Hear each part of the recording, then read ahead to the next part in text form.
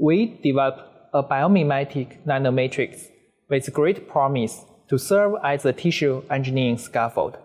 This protocol demonstrates how to assemble the nanomatrix from Janus-based nanotubes synthesized in my lab as well as the fibronectin protein.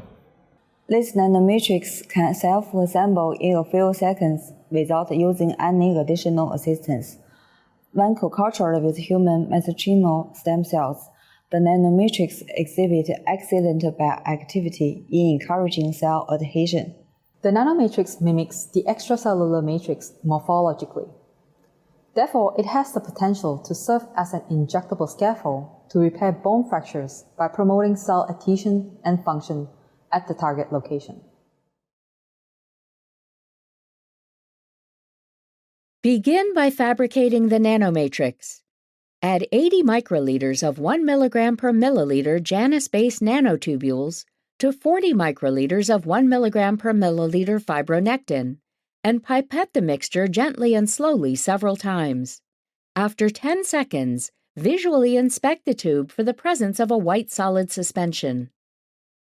Next, prepare fibronectin, JBNT, and fibronectin JBNT nanomatrix solutions for lyophilized materials observation according to manuscript directions.